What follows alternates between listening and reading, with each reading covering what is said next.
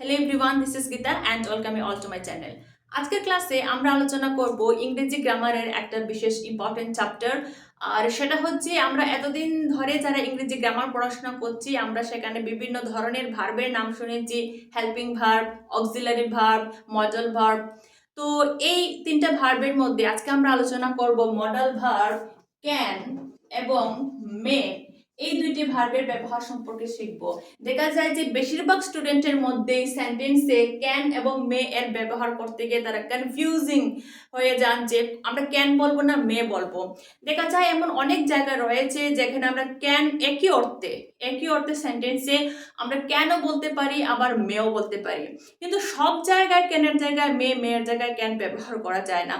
তো আজকের ক্লাসে আমি তোমাদেরকে এক্স্যাক্টলি কোথায় ক্যান আর কোথায় মে ব্যবহার করতে পারি তার বিশেষ কিছু ব্যবহার দেখাবো। সো ভিডিওটা খুবই ইম্পর্টেন্ট হবে, অবশ্যই ক্লাসের শেষ পর্যন্ত দেখতে থাকো। ওকে, সো চলো লেটস স্টার্ট দ্য ক্লাস।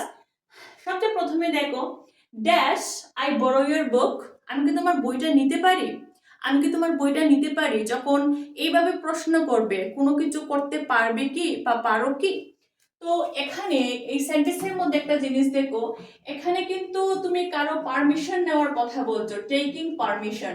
যখন তুমি কারো পারমিশন নেবে তখন তুমি সেই প্রশ্নটা ক্যান দিয়েও করতে পারো, আবার তুমি মে দিয়েও করতে পারো। যেমন can I borrow your book, আমি কি তোমার বইটা নিতে পারি? আবার তুমি বলতে পারো may I borrow your book. এখানে কেন বলতে পারো আবার মেও বলতে পারো। পরের সেন্টেন্সে দেখো, yes you dash borrow my বুক, হ্যাঁ তুমি আমার বইটা নিতে পারো। তো এখানে তুমি কি করছো, এখানে তুমি আমার বইটা নিতে পারো তার মানে তুমি এখানে কাউকে পারমিশন দিচ্ছ, রাইট? তুমি কাউকে পারমিশন দেওয়ার ক্ষেত্রেও, গিভিং পারমিশন, কাউকে পারমিশন দেওয়ার ক্ষেত্রেও তুমি কিন্তু এখানে ক্যান অথবা মে দুটি ব্যবহার করতে পারো। যদি ক্যান দিয়ে প্রশ্ন করে তখন তুমি উত্তরে বলবে yes you can borrow my বুক। আর যদি কেউ তোমাকে মে দিয়ে প্রশ্ন করে তখন তুমি উত্তর দেবে মে দিয়ে, yes you may borrow my book. Can দিয়ে প্রশ্ন করলে আনসারও ক্যান আসবে, মে দিয়ে প্রশ্ন করলে আনসারও মে আসবে, বাস। তারপরে সেন্টেন্সটা দেখো, শি ড্যাশ রান ফার্স্ট।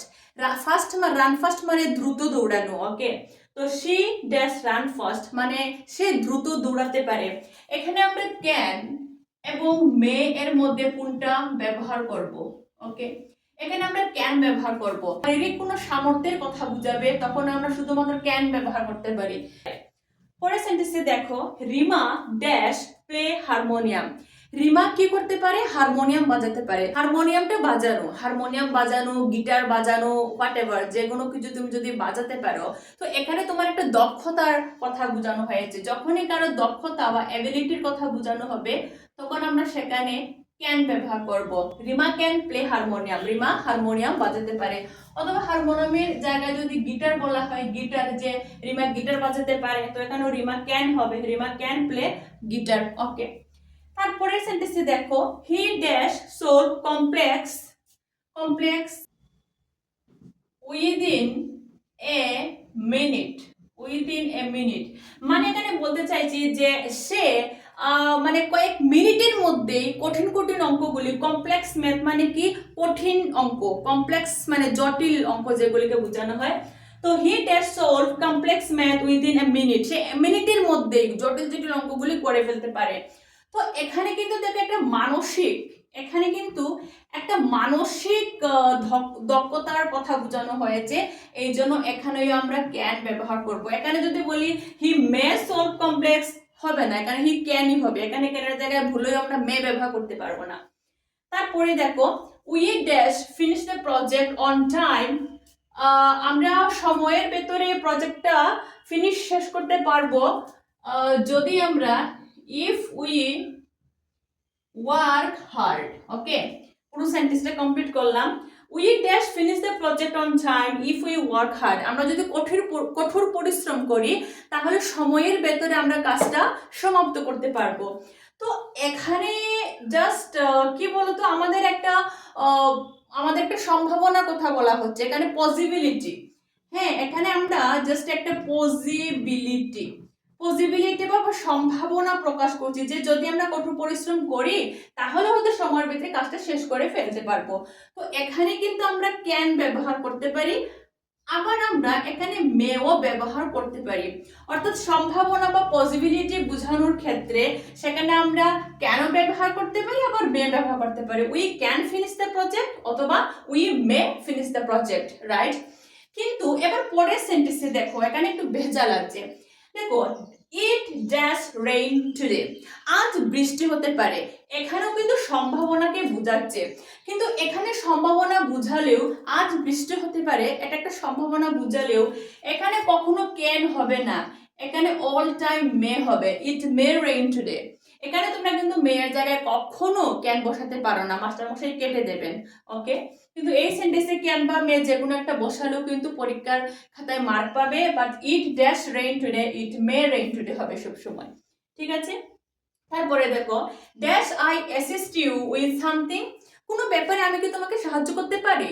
অর্থাৎ যখন সামনের কোনো ব্যক্তিকে সাহায্য করার জন্য তুমি সাহায্যের হাত বাড়িয়ে দিচ্ছ, তোমার হেল্পিং হ্যান্ড বাড়িয়ে দিচ্ছ যে আমি কি আপনার কোনো সাহায্য করতে পারি। তো এখানে এই প্রশ্নটাও কিন্তু আমরা কাউকে সাহায্য করার ক্ষেত্রে আমরা ক্যান দিয়েও বলতে পারি, আবার আমরা প্রশ্নটা মে দিয়েও করতে পারি। Can I assist you with something অথবা may I assist you with something, আমি কি আপনাকে কোনো কাজে সাহায্য করতে পারি? May I assist you something. Okay, এটা শেখা হয়ে গেল। এবার দেখো, ড্যাশ গড ব্লেস ইউ, মানে মানে গড ব্লেস ইউ মানে নর্মালি আমরা জানি যে ভগবান তোমার মঙ্গল করুক বা ভগবান তোমার মঙ্গল করুক। তো যখন তুমি কারোর প্রতি যখন তুমি তোমার কোনো প্রার্থনা বা শুভেচ্ছা, হ্যাঁ, তুমি কাউকে জানাতে যাও, ভগবানের কাছে প্রার্থনা করি, মনে মনে শুভেচ্ছা জানাই। তো প্রার্থনা বা শুভেচ্ছা এখানে বলি প্রে, প্রে অথবা কংগ্রাচুলেট